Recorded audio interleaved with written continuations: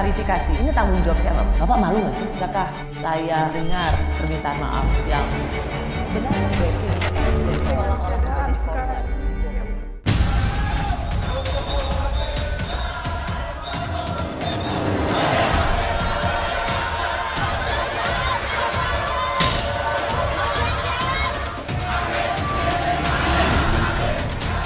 Kalau ada pemain yang bersifat curang, tolong diteriaki supaya tidak curang.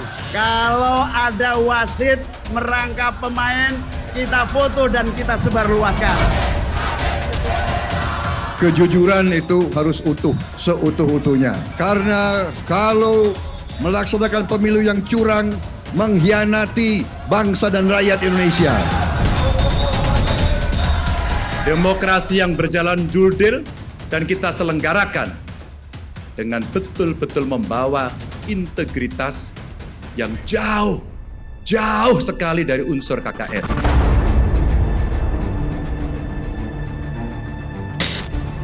Pemilu jangan sampai curang. Seruan ini kompak disampaikan 3 pasang calon presiden dan wakil presiden saat momen pengambilan nomor urut di KPU. Rasa was-was akan kecurangan Pilpres ini bukan tanpa sebab.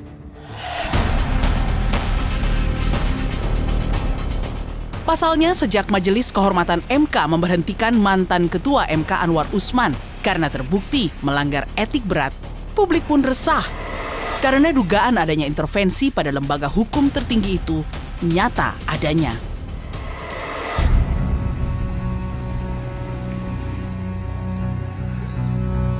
Terjadinya skandal saya sebut di Mahkamah Konstitusi menunjukkan itu. Belum lagi nanti saya dengar pemaksaan, penutupan saluran suara dan sebagainya. Kalau itu terjadi, Pilpres yang akan datang itu bisa tegang. Mestinya ada yang menang, tapi kemenangan itu kemenangan yang kosong. Karena yang menang sebenarnya itu kalau ada legitimasi, bukan hanya legalitas. Anies Baswedan ketiba dibukanya baliho di Satpol PP seluruhnya. Tak hanya intervensi pada konstitusi, laporan adanya dugaan intimidasi dari oknum polisi terhadap pengurus parpol di daerah, serta penurunan baliho yang dilakukan oknum Satpol PP pun diterima Menko Polhukam. Menanggapi soal tudingan pelanggaran netralitas TNI Polri dalam menghadapi tahun politik, Kapolri dan Panglima TNI pun tegas akan memproses oknum aparat yang terbukti tidak netral. Kenapa ada Polri pada saat ini melaksanakan patroli dan sebagainya. Jadi itu semua kita lakukan dalam kerangka pengamanan. Tidak lebih dari itu. Kalau kemudian ada yang melanggar komitmen tersebut, ya silahkan saja dilapor. Kemudian berkaitan dengan Pesta Demokrasi Pemilu 2024, saya berkomitmen untuk memberikan jaminan netralitas TNI pada setiap tahapan pemilu, sekaligus akan memperkuat sinergitas dan soliditas TNI Polri dalam mengamankan jalannya proses demokrasi melalui latihan dan posko bersama, sehingga kelangsungan roda pemerintahan dan stabilitas politik tetap terjaga.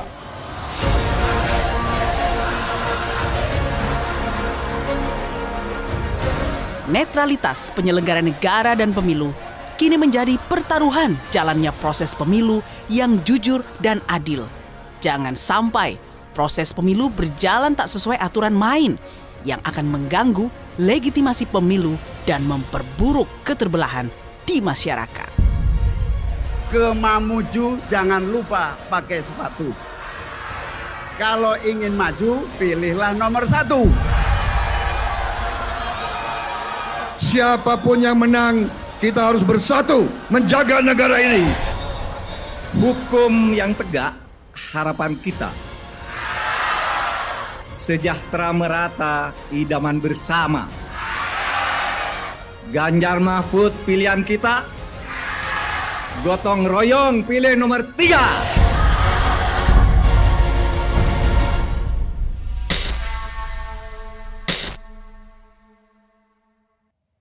Saya sudah bersama seorang Ahli Ilmu Ekonomi Politik University of Melbourne, Profesor Fedi Hadis. Prof, terima kasih. Pas Profesor ada di Jakarta, jadi saya paksa untuk hadir di Rossi. Ya, tapi kan diiming-imingi makan siang tadi. Iya, makanan Indonesia. Prof Fedi, sebelum saya memulai pertanyaan saya selanjutnya, yang paling awal yang saya ingin tanyakan, apa yang Profesor lihat untuk soal politik cawapresnya Indonesia 2024 ini? Menurut saya pada umumnya bisa dikatakan bahwa setiap pasangan capres-cawapres tersebut beserta koalisi partai di belakang mereka masih hanya menjanjikan hal-hal yang indah saja kepada rakyat Indonesia. Jadi apa yang mereka sampaikan di dalam debat-debat dan lain sebagainya masih hanya berupa daftar keinginan saja. Kita tidak mengetahui bagaimana keinginan-keinginan tersebut akan terrealisir, akan dibiayai dari mana kebijaksanaan yang diperlukan buat memenuhi keinginan tersebut, dan kebijaksanaan apa yang akan dikorbankan atau tidak diprioritaskan untuk mencapai keinginan-keinginan tersebut. Jadi masih berupa politik pencitraan pribadi daripada suatu kontestasi yang berdasarkan program, kebijaksanaan ataupun ideologi. Ini kan sebenarnya semuanya tidak ada yang incumbent kalau kita bicara. Jadi bicaranya tentang sesuatu yang seperti 2014.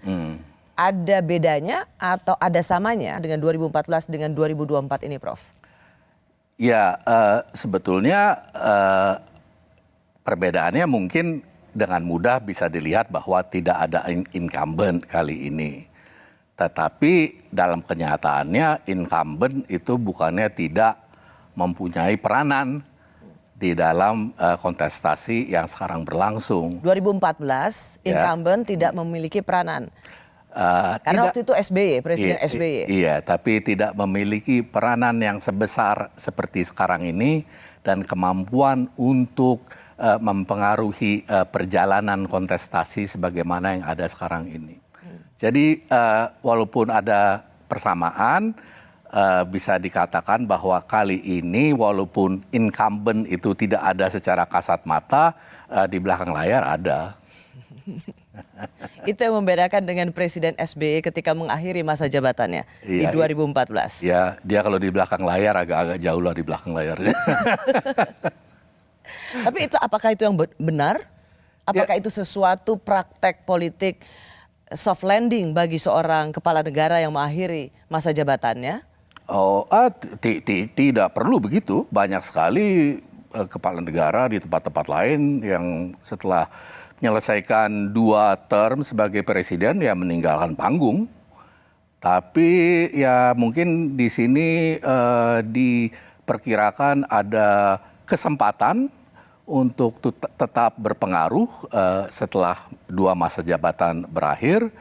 Dan saya kira kalau kesempatan itu ada, ya kenapa tidak diraih gitu loh. Apalagi kalau demi kepentingan tertentu yang mungkin dikejar. Saya akan masuk ke situ, Prof. Tapi yang paling saya mau masuk juga tentang akhirnya kita sudah punya nomor urut capres-cawapres. Nomor 1 pasangan Amin Anies Muhaimin, 2 Prabowo Gibran, 3 Ganjar Prof Mahfud. Masing-masing kompak. Ada satu kata yang sama-sama diucapkan, yaitu curang. Kira-kira jangan sampai pemilu curang. Meskipun derajat kerasnya mengatakan curang itu beda-beda. Gitu. Gelagat apa menurut Prof Fedi ketika semua peserta mengatakan pemilu jangan curang? Jangan-jangan karena setiap kubu itu berniat untuk curang. Jadi saling menyalahkan sebelum berbuat. Tapi memang begini, dalam sejarah politik pemilu sejak reformasi, curang itu ada dengan berbagai cara. Ya, cara yang sangat diketahui terjadi di pemilu-pemilu awal misalnya adalah politik uang. Bukan itu tidak ada di ini ya, di pemilu-pemilu belakangan itu juga ada. Misalnya yang berupa serangan fajar gitu kan ya. Itu kan dikenal secara luas lah. Itu kan kecurangan politik juga. Kemudian ada berupa hoax ya lewat medsos dan lain sebagainya. Yang terorkestrasi dengan sangat rapi. Kalau kita lihat 2014 ada obor rakyat yang menyerang Presiden Jokowi waktu itu kan. Dan 2019 lebih ini lagi menurut saya sih itu masing-masing mempunyai pasukan cyber army buzzer yang sungguh membelah. Dan influencer yang hasil kerjanya adalah mempolarisasi masyarakat. Yang sebetulnya menurut saya polarisasi yang disebabkan oleh manipulasi politik elit itu lewat pasukan influencernya tersebut. Jadi sesuatu polarisasi yang sedikit banyak sebetulnya bersifat artifisial. Kalau saya mau masuk soal kecemasan, kecurangan yang dilakukan oleh aparat atau penyelenggara pemilu. Siapa yang paling meskipun semuanya tadi Prof. Fedi berkelakar karena semua saling mengingatkan jangan curang karena semuanya bisa kalau bisa curang kenapa enggak gitu ya. Siapa yang paling berpotensi menurut Prof. Fedi atau yang paling punya peluang untuk melakukan atau menggerakkan aparatur negara untuk memenangkan salah satu pasangan calon? Ya, kan sebetulnya kita beranggapan bahwa pihak partai yang notabene berkuasa adalah pihak yang mempunyai kemampuan untuk mengendalikan aparat keamanan untuk kepentingannya. Tapi di dalam konteks sekarang ini, frasa seperti itu rupanya tidak begitu berlaku. Karena yang saya kemukakan tadi, ada pengaruh incumbent di salah satu pasangan yang sangat punya kemungkinan atau dikhawatirkan lah setidaknya oleh lawannya itu untuk dapat mengendalikan aparat keamanan demi keuntungannya sendiri. Dan kita punya sejarah yang panjang tentang itu, unfortunately. Dalam hal-hal tertentu kecemasan ini sebetulnya membawa kita kembali kepada masa Orde Baru. Apa kesamaannya? Yaitu bahwa di masa Orde Baru, walaupun waktu itu dikatakan bahwa TNI, Polri, PNS segala harus netral, ya kita mengetahui kan bahwa ada salah satu kontestan yang selalu diuntungkan. Gitu ya. Jadi kecemasan itu menjadi sesuatu yang beralasan. Menjadi sesuatu yang beralasan karena konteks kontemporer, juga karena sejarah Indonesia yang sebetulnya ya baru berlalu kan, baru 25 tahun yang lalu Orde Baru itu kan. Baik, Prof. Fedi kita akan lanjutkan lagi karena ramai-ramai bicara soal nepotisme. Sejak Gibran maju sebagai cawapres dan itu dianggap sebagai sebuah produk yang melanggar etik. Tapi faktanya survei elektabilitas Prabowo Gibran tetap yang tertinggi.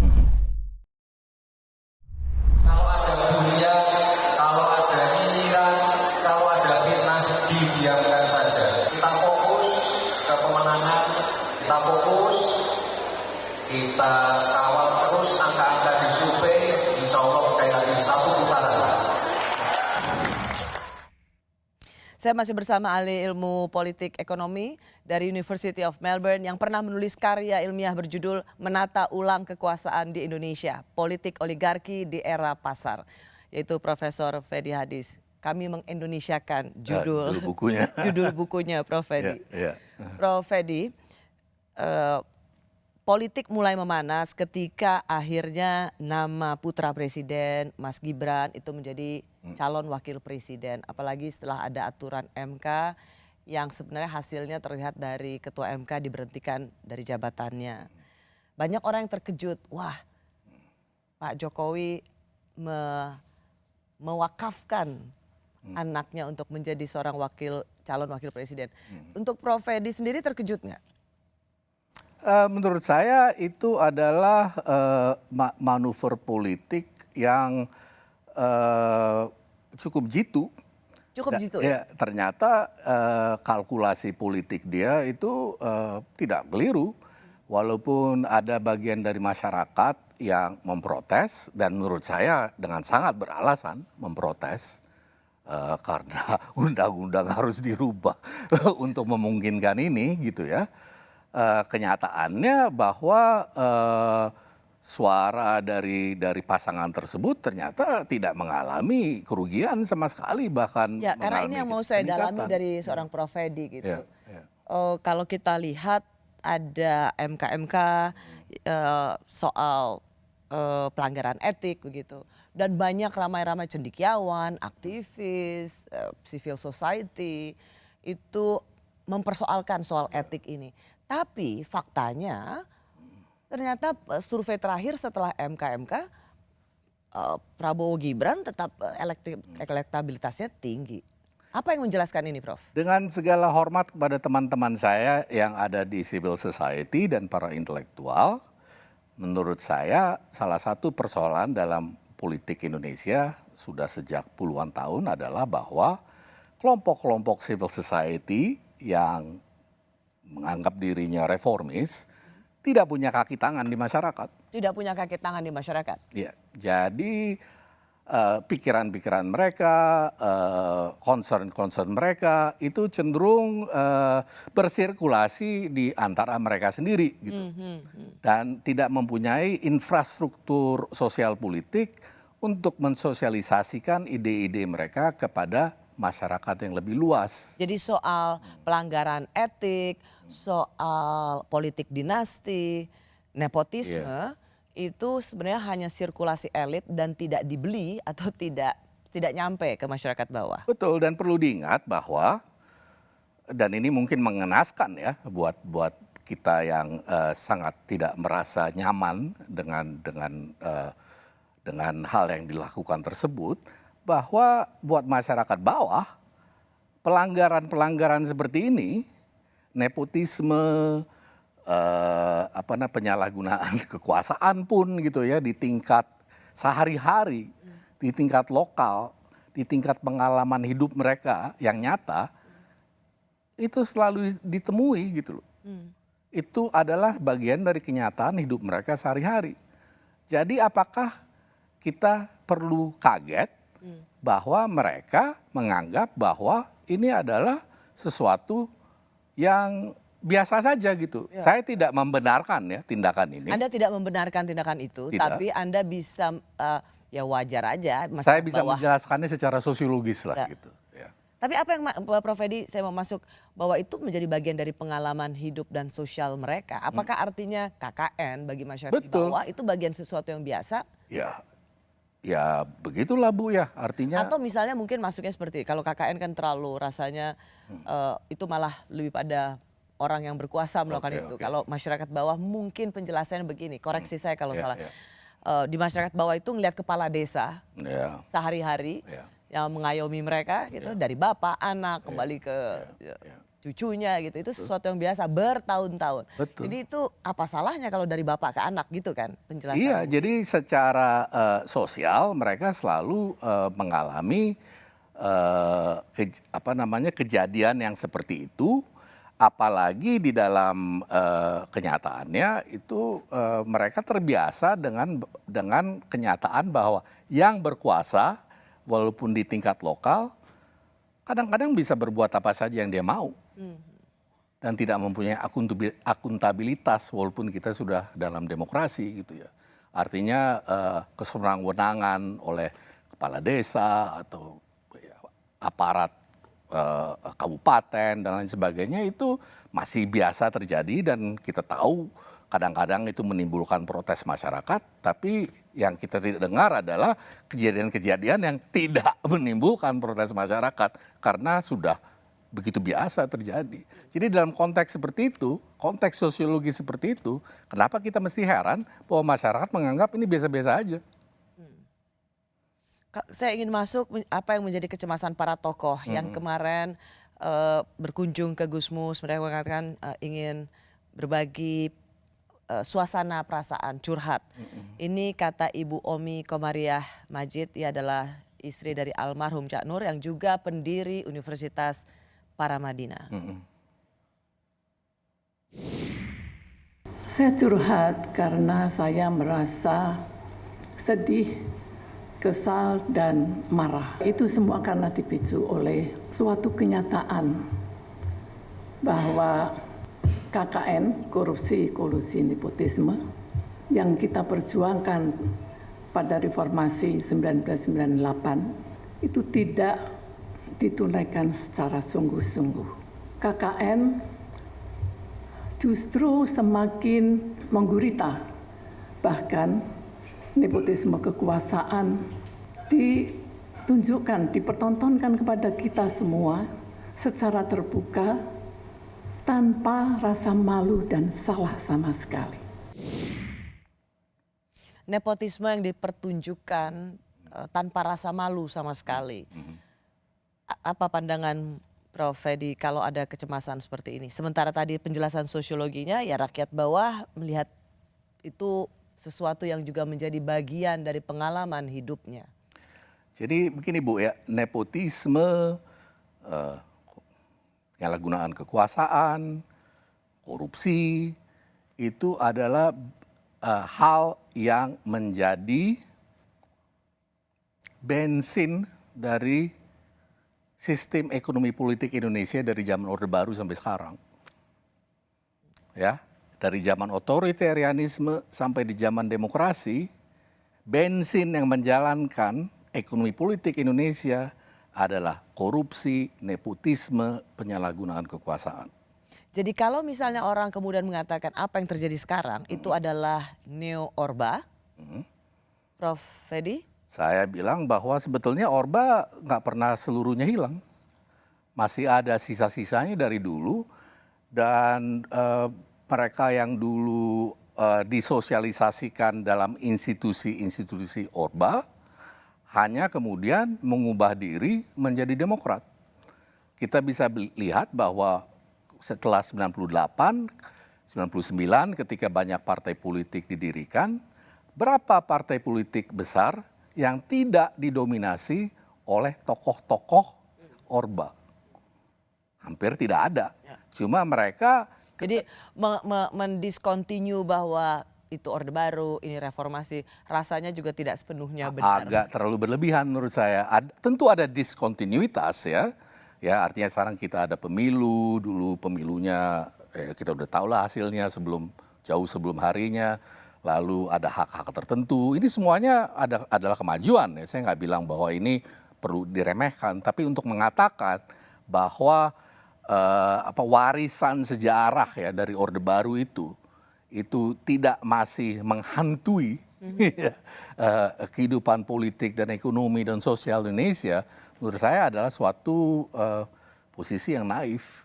Dan satu lagi yang saya mau kemukakan kalau boleh, itu karena barusan ada beberapa rekan yang dimunculkan gitu ya, yang tentu saya mengerti itu merasa sangat kecewa dengan manuver politik yang memungkinkan Gibran itu menjadi wakil presiden, kecewa dengan ayahnya Gibran yang sempat mereka harapkan sebagai pembaharu gitu ya.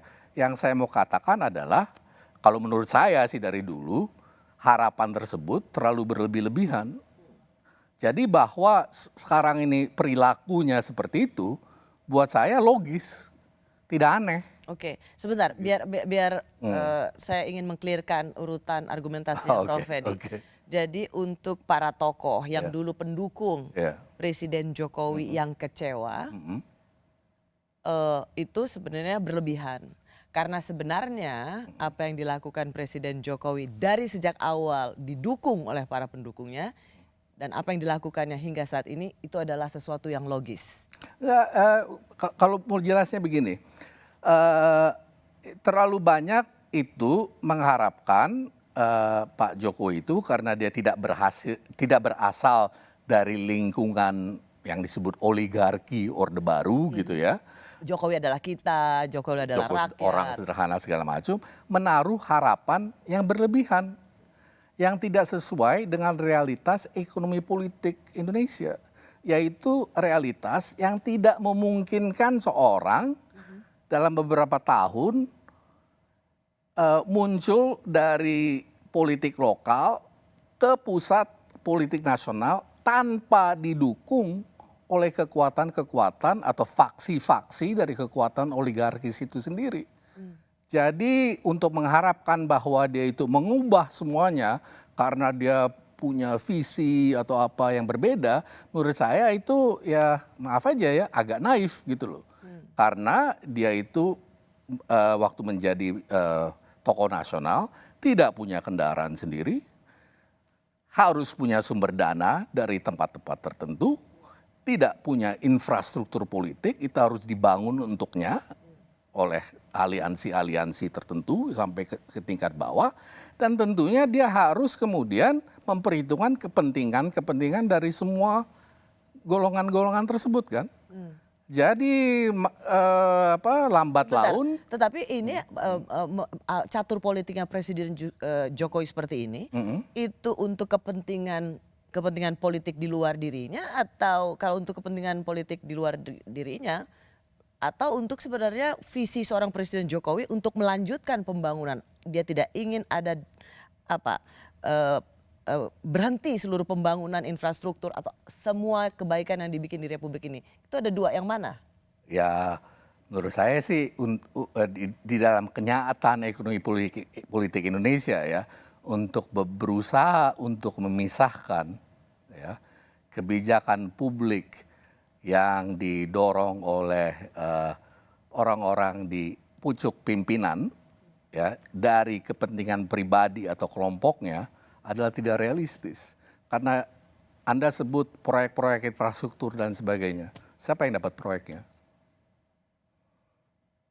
Kelompok-kelompok mana yang dapat proyeknya? Siapa yang diuntungkan? Siapa yang dirugikan? Ini kan semua masalah sebetulnya ekonomi politik yang berada di bawah permukaan hal-hal yang kita lihat. Yang kita lihat adalah pidato-pidato cantik. Yang kita lihat adalah upacara-upacara buka ini, buka itu. Kemudian di pemilu kita lihat itu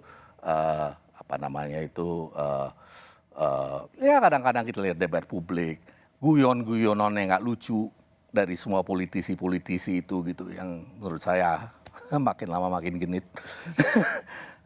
Tapi di balik itu adalah kompetisi untuk mendekatkan diri dan kelompok terhadap penguasaan pada institusi dan sumber daya publik yang kemudian bisa berguna buat akumulasi privat. Itu adalah logika ekonomi politik Indonesia paling dasar dari Orde Baru sampai sekarang. Dan itu dilakukan oleh semua. Jadi tanpa kecuali. Dan kalau ada yang terkaget-kaget, itu tidak belajar dari sejarah.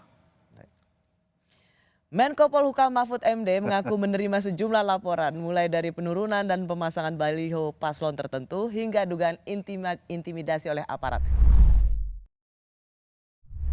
Laporan yang saya terima antara lain dugaan pemasangan baliho parpol oleh oknum tertentu, penurunan baliho parpol tertentu yang diduga dilakukan oleh aparat. Ada juga laporan sejumlah oknum polisi yang mendatangi kantor parpol tertentu yang diduga melakukan tindakan intimidasi. Aktivis dan masyarakat sipil juga melaporkan terjadinya intimidasi yang diduga dilakukan oleh aparat terhadap aktivis kebebasan untuk berekspresi. Kejadian itu semua dilaporkan terjadi di Jakarta, Bali, Jawa Timur, Jawa Tengah, dan Sumatera Utara, dan mungkin juga ada di daerah lain. Saya masih bersama Profesor Kajian Asia dari Asia Institute University of Melbourne yang juga penulis buku berjudul Melokalisasi Kekuasaan di Indonesia Pasca Otoriter, Perspektif Asia Tenggara, Profesor Fedi Hadis. Prof, tadi soal laporan-laporan intimidasi, potensi kecurangan dalam kontestasi itu diucapkan oleh Menko Polhukam Mahfud MD yang juga memang sebenarnya calon wakil presiden. Di dalam, ya masih dalam kabinet. Iya, tapi kemudian juga ada calon presiden dalam kabinet, Menteri Pertahanan. Masih juga ada juga dari PKB yaitu cawapresnya Caimin. Dengan saling curiga, saling memantau, bisa kerja nggak pemerintahan ini dan kabinet ini dalam, kalau kita bicara hari ini hari Kamis tanggal 16 November, 98 hari kalau tidak salah menuju pemilu. Semakin sulit sih menurut saya, apalagi ini kan menteri-menteri yang dari partai-partai yang menyeberang itu kena kasus, ya mungkin aja memang sepantasnya kena kasus, tapi bahwa timingnya sekarang itu juga sebetulnya kan sedikit menimbulkan pertanyaan gitu. Kok baru sekarang? Kok baru sekarang? Lalu ada ancaman bahwa PDIP itu akan menarik menteri-menterinya, dan ya tentunya kita juga sudah mengalami reshuffle kabinet lagi. Itu semuanya adalah bagian dari persoalan menjalankan suatu kabinet di dalam suatu musim kontestasi politik yang sudah semakin panas lah gitu, atau menuju ke makin panas. Sorry, saya potong. Ini sekali lagi yang membedakan 2014 Presiden SBY yang berkontestasi Pak Jokowi dan Pak Prabowo waktu itu dua-duanya tuh di luar. Bahkan PDIP waktu itu oposisi. Pak Jokowi waktu itu menjadi gubernur DKI Jakarta. Jadi serunya beda. Kalau ini serunya juga beda karena justru di kabinet itu sendiri. Tapi ini Bu ya, yang kalau saya ngelihatnya dari sisi yang agak lain lagi Bu gitu. Dalam arti ini kan orang-orang yang selama 5 tahun bekerja dalam satu kabinet yang sama, mendukung satu pemerintahan yang sama. Kok tiba-tiba mereka bisa saling bertentangan? Kan mereka notabene di bawah satu kabinet, satu pemerintahan, bekerja di bawah satu visi misi yang sama gitu kan. Sekarang tiba-tiba visi misinya segala beda-beda gitu kan. Itu menunjukkan apa? Sebetulnya kontestasi dari berbagai kubu ini sekali lagi itu tidak berdasarkan hal-hal yang substantif. Kemungkinan besar itu perbedaan-perbedaan antara mereka bisa diselesaikan lewat negosiasi, apakah di bawah tangan atau di depan televisi, ya, it doesn't make any difference gitu. Tapi yang jelas adalah bahwa mereka itu sekarang setiap 5 tahun mereka berkompetisi untuk menentukan siapa di antara mereka yang paling mempunyai otoritas terhadap semua alat yang bisa ditarik ke sini, ke sana untuk menentukan sumber daya negara itu perginya kemana. Anda memang sangat fasih dan banyak melakukan penelitian tentang oligarki kekuasaan. Jadi ini sebenarnya tentang perebutan kekuasaan berdasarkan sumber daya mana yang bisa dipakai. Jadi kalau kita contoh nih ya Prof. Edi, kemarin seharusnya Kapolri dipanggil Komisi 3 tapi diwakili oleh Kabar Harkam kalau tidak salah, Komjen Fadil Imron, dan kemudian terjadi sengit antara Nasdem dan PDIP begitu, yang kemudian dicelotehkan oleh Demokrat, loh inilah ketika sudah tidak lagi bersama. Apakah situasi ini sesungguhnya mencerminkan kelompok oligarki yang sedang pecah kongsi? Jadi begini Bu,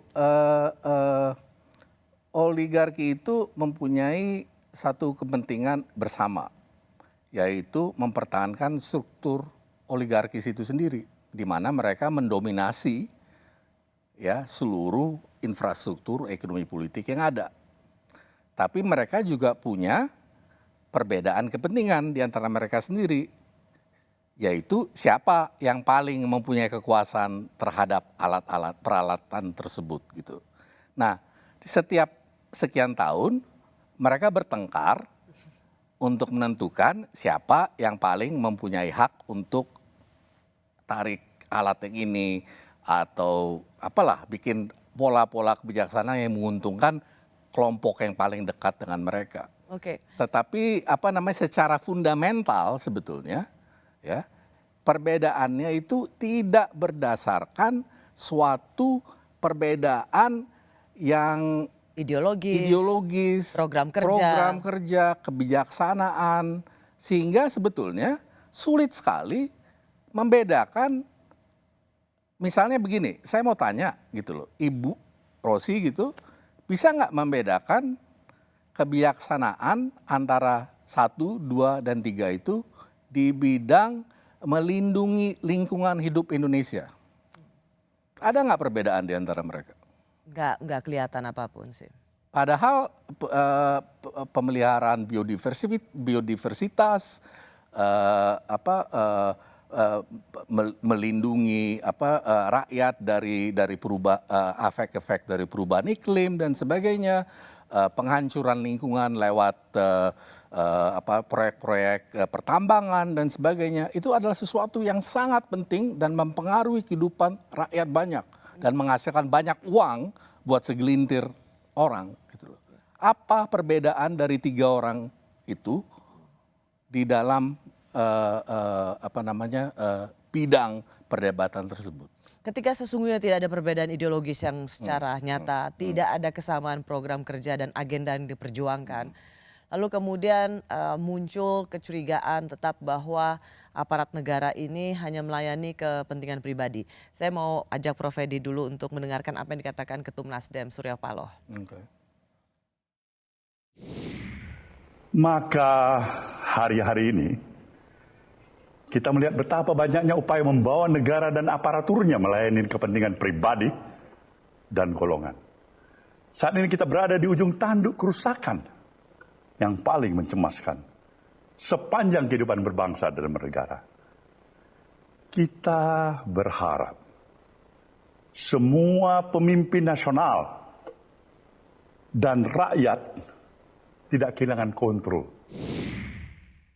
Saya mau tanya sekali lagi Prof. Edi, munculnya kecemasan-kecemasan tentang aparatur negara yang hanya melayani kepentingan pribadi ini sesungguhnya menandakan apa?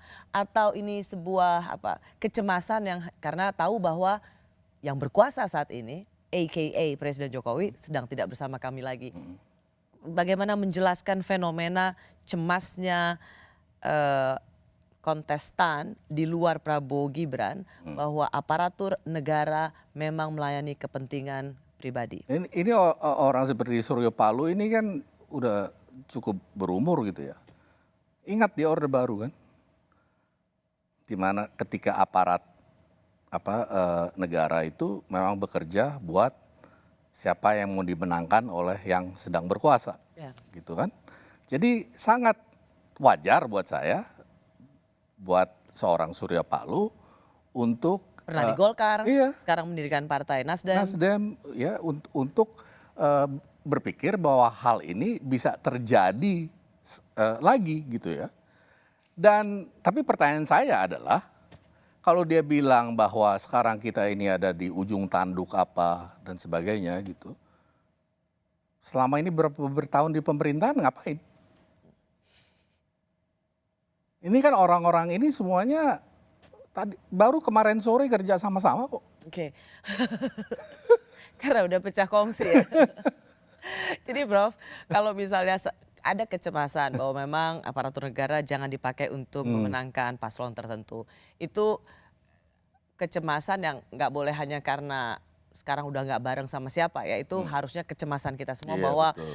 Aparatur negara harus netral dan berdiri untuk semua golongan. Betul, tetapi juga pertanyaannya adalah, kita punya tradisi bahwa itu tidak terjadi. Jadi semua orang concern. Dan wajar concern itu. Kita tuh punya tradisi itu tidak pernah terjadi. Iya, betul. Ya. Jangan sampai itu yang harus diserukan bersama-sama tanpa ada kepentingan bahwa karena karena kita takut kalah gitu kan. Iya, Karena kita pasti menang, maka kita tidak menyerukan aparat. Mestinya begitu. Mestinya begitu. Tapi nggak begitu. Seperti apa 2024 dari kacamata Prof. Fedi? 2019 ada cebong kampret. 2024 apalagi istilahnya? Masih bersama saya Profesor Fedi Hadis, Direktur Asia Institute University of Melbourne. Prof. Fedi, kalau dulu di 2019 itu pembelahannya luar biasa. Tapi kita juga ingat bahwa itu adalah residu dari Pilkada DKI Jakarta. Kemudian berkembang dilanjutkan di 2019. Prof. Fedi melihat 2024 bertanding untuk bersanding itu menjadi sebuah kenyataan karena Presiden Jokowi akan merekatkan semua, atau akan ada juga pembelahan yang cukup serius? Saya pikir pembelahan pasti ada sebagai bagian dari kontestasi ini karena setiap kontestan itu berkepentingan untuk menang dan untuk membedakan dirinya dari yang satunya lagi, ya kan? Caranya dengan dengan mengeluarkan isu-isu tertentu kan, bahwa si A itu begitu, atau si B itu begitu, atau si C itu begitu. Dan itu kan dengan yang saya bilang tadi, cyber army dan lain sebagainya, mobilisasi massa lewat politik uang dan sebagainya. Menurut saya itu kemungkinan yang cukup besar itu tetap. Oke, tapi 2019 kan itu kan cebong kampret itu pemisahnya jelas, nasionalis sama khilafah, politik identitas. Apakah Profesor akan melihat politik identitas akan terjadi lagi? Mungkin tidak, tapi ada pembelahan dengan isu apa kira-kira? Menurut saya ya, isunya itu bisa macam-macam, tetapi bukan berarti bahwa politik identitas itu hilang sama sekali. Menurut saya yang kemungkinan terjadi adalah bahwa setiap pasangan itu berusaha masing-masing untuk memanipulasi sentimen masyarakat berdasarkan memanipulasi ya? Iya, menurut saya sih 2019 itu di mana tetangga dan keluarga itu saling berantem gitu ya. Itu adalah sedikit banyak ya hasil dari rekayasa politik. Gitu ya. Kita melihat bahwa hasil dari rekayasa politik adalah setelah pemilu pendukung Jokowi dan Prabowo berantem sampai berapa orang itu mati. Nggak lama kemudian ya masuk kabinet. Itu kan berarti bahwa sekali lagi tidak ada perbedaan yang terlalu prinsipil sehingga sebetulnya rakyat perlu merasa bahwa mereka saling berhadapan satu sama lain gitu loh. Padahal sebenarnya di elit itu sebentar lagi juga bisa diselesaikan dengan cepat. Iya betul. Nah kalau itu terjadi pemilahan-pemilahan karena ada mobilisasi politik berdasarkan uang, cyber army dan lain sebagainya, ya yang jadi korban ya rakyat. Dan persoalannya adalah kelompok civil society yang reformis yang tadi kita sebut itu tidak punya infrastruktur untuk melawan atau memitigasi gitu ya kecenderungan seperti ini. Presiden Jokowi melawan mitos lame duck atau apa yang terjadi pada presiden di banyak negara di belahan dunia tentang di akhir masa jabatan. Rasanya hampir nggak ada atau jarang sekali presiden di akhir masa jabatannya itu tingkat kepuasan 70%. Sekarang bersama Prabowo tapi meninggalkan Megawati. Apakah ini akan menjadi sebuah politik yang memanas atau justru ini sebuah yang bisa disebut dengan calon atau upaya untuk rekonsiliasi nasional besar-besaran? Jadi gini, dia menjadi lame duck kalau Prabowo Gibran kalah. Kalau Prabowo Gibran menang ya lame duck tapi nggak lame duck banget lah gitu ya. Karena ya anaknya ada di situ dan Prabowo mengatakan dia akan menjalankan semua kebijaksanaan Jokowi dan sebagian yang cukup besar dari pasukan ya yang telah dibentuk untuk mendukung Jokowi sudah dikerahkan untuk mendukung Prabowo. Jadi dia tidak se-lame duck dalam skenario itu dia tidak selame duck yang mungkin kita perkirakan. Yang menariknya adalah what happens di episode berikutnya, ya.